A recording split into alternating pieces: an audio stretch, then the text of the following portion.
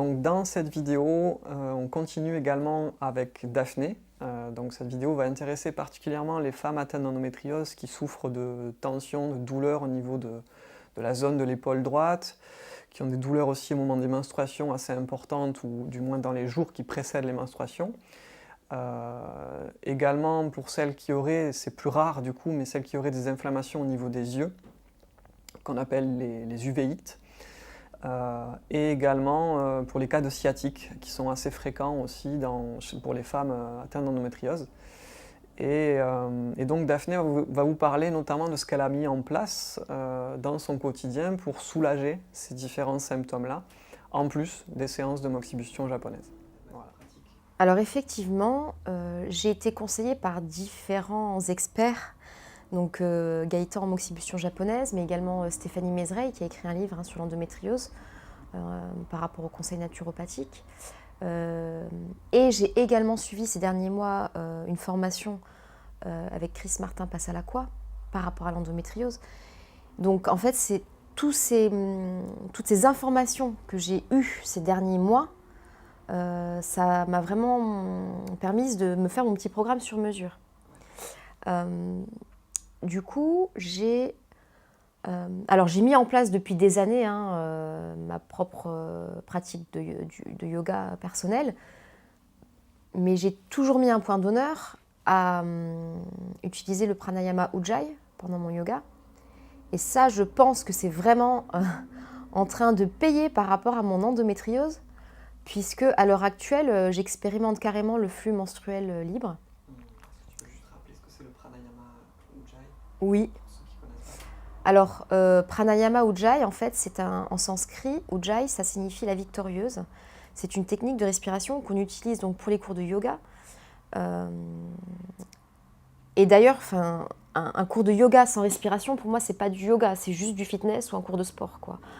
Donc, être en conscience de la respiration et en harmonie avec les mouvements, c'est déjà important, je pense, dans la connexion au corps et à son esprit. Mais le fait d'utiliser Ujjayi, on inspire par le nez, le flot d'air descend jusque dans le plancher pelvien, on contracte le périnée, et ensuite sur l'expire, on décontracte le périnée et on expulse donc le souffle, le prana, du plancher pelvien vers la gorge. Et on garde la bouche fermée pendant l'inspire et l'expire. C'est une technique qui demande du temps à être maîtrisée. J'en parle d'ailleurs dans mes cours de formation en ligne. Mais une fois que vous êtes entraîné, on en ressent les impacts relaxants, apaisants et réénergisants aussi. Donc c'est vraiment les techniques de respiration, c'est notre première fonction de toute façon et c'est simple et c'est efficace. Grâce à Gaëtan, je me suis mise au cataplasme à l'huile de ricin. C'est lui qui m'en a parlé en premier, en fait, des propriétés anti-inflammatoires. Et effectivement, c'est la grosse révélation pour moi. C'est-à-dire que dans les périodes d'extrême douleur pendant les règles, cataplasme à l'huile de ricin plus bouillotte sur le ventre, le bas-ventre, c'est génial. Qu'est-ce que j'ai fait d'autre sur les conseils toujours de Stéphanie Mézeray et de Gaëtan Wilfried, je me suis procuré les ventouses parce que vous avez été les premiers à me montrer cette pratique, le cupping. Et alors les effets, je les trouve immédiats, rapides. Pour moi, ça équivaut à 1 heure de bon massage en fait. Tu te fais 10 ou 15 minutes de cupping, ça vaut à une séance complète de massage. Donc effet détente garanti. Et puis aussi l'effet détox de cela, parce que quand les points sont très douloureux, évidemment, on voit que la peau elle est plus rouge, plus violacée, donc ça peut être impressionnant. Mais ça finit par partir au bout de quelques jours, ce n'est vraiment pas grave. Et les effets physiques et sur la douleur sont assez rapides.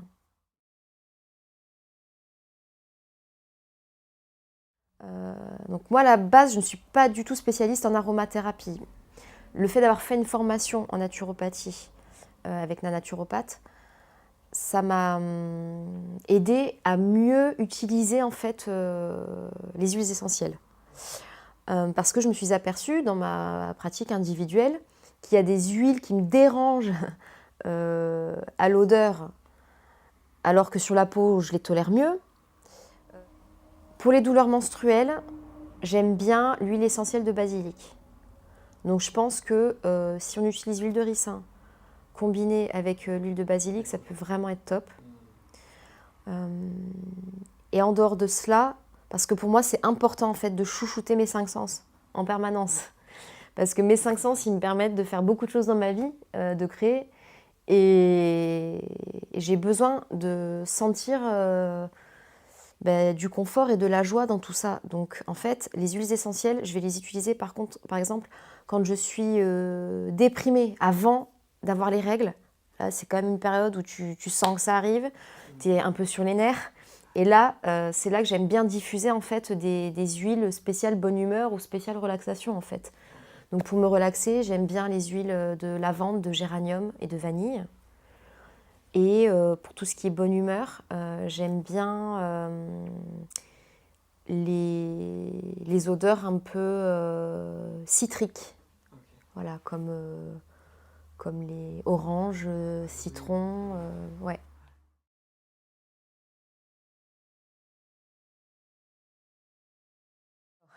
Pendant que j'étais sous traitements hormonaux lourds, puisque j'ai été sous ménopause artificielle, j'ai été sous d'autres traitements hormonaux, et également sous pilule.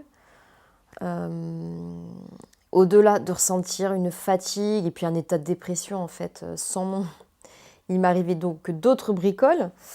J'ai été suivie par différents spécialistes. Donc j'ai un spécialiste endométriose qui est excellent, mais j'ai été aussi suivie par des spécialistes en maladies rares et auto-immunes parce que j'ai déclenché une panuvéite, donc mes 2 yeux étaient très très inflammés, si bien que j'en perdais la vue, hein, j'avais des nodules dans un œil, dans l'œil droit, donc c'était visible lors des examens.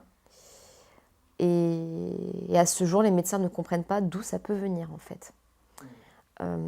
Et moi, j'avais fait un petit peu des recherches par rapport à des articles scientifiques en anglais, mais c'est vrai que la littérature sur le sujet est franchement rare. Et c'est compliqué pour les médecins du coup de donner des traitements adaptés tant qu'on n'a pas un diagnostic clair. On a fait pléthore d'examens, on n'a rien trouvé de spécial. On ne comprend pas d'où venaient ces nodules. Dans tous les cas, n'ayant pas de solution, je me suis dirigée vers l'utilisation du miel. Pourquoi ? En fait, ça a été conseillé par certains naturopathes. Et quand j'ai fait mes recherches en Ayurveda, donc un volet hygiéniste, alimentation anti-inflammatoire dans la pratique du yoga, l'Ayurveda, effectivement, préconise l'utilisation du miel pour les problèmes d'yeux, quoi. Et j'avais déjà reçu des témoignages de personnes qui avaient utilisé le miel dans l'œil et effectivement, ça avait fonctionné. Donc, je me suis... Tu as quand même une réticence, parce que c'est quand même pas naturel. Hein, J'ai eu une réticence à le faire parce que c'est naturel d'utiliser en fait des ingrédients qui sont déjà naturels à la base. Donc, ça paraît impressionnant de se dire qu'on va mettre quelque chose de collant dans l'œil. Mais je me suis en fait apaisée en me disant, dans tous les collyres que tu peux prendre, tu ne sais pas ce qu'il y a dedans en fait. C'est pas toi qui as créé le produit, t'en sais rien. Donc, vu que les amis du coin font leur propre miel bio pour leur production personnelle et qui me l'offrent, autant en profiter. Et effectivement, le fait d'avoir utilisé le miel, j'ai retrouvé une certaine vision. Ma vision a cessé d'être floue. Le travail que j'ai fait également avec Gaëtan en moxibustion japonaise sur les points spécifiques par rapport aux yeux, ça m'a beaucoup aidé également. Et voilà. Et donc la réticence au miel, en fait, pour moi, elle n'a pas lieu d'être. Mais par contre, bien évidemment, choisir un miel d'excellente qualité, un bio, un max. Et c'est idéal si vous avez un petit producteur pas loin de chez vous qui peut vous donner ce miel-là, quoi.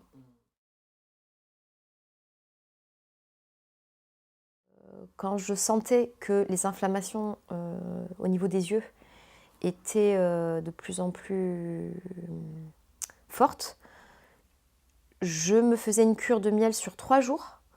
Donc juste une goutte dans l'œil chaque jour en fait. Mais à côté de ça, je me faisais aussi, et ça je pense que ça a bien marché également, puisque je me fais mes cosmétiques moi-même, je me faisais des masques au miel.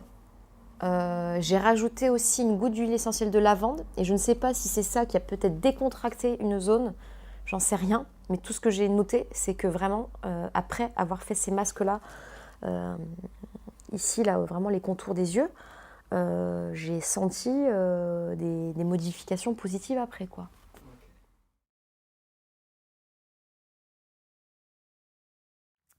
Alors, ayant bénéficié en tant que cliente de la formation endo-coaching de Chris Martin Passalacqua, j'ai été ravie de faire le module de plus qui me permet en fait maintenant d'accompagner aussi les femmes avec le programme endo-coaching. Nous sommes une trentaine, il me semble, en France et en Europe. Donc on est peu. L'agenda est malheureusement déjà très bien chargé. Mais je donne quand même priorité aux femmes qui sont atteintes d'endométriose pour les accompagner via un coaching en ligne. Donc vous aurez les informations sur mon site internet www.zebrazenbienêtre.com.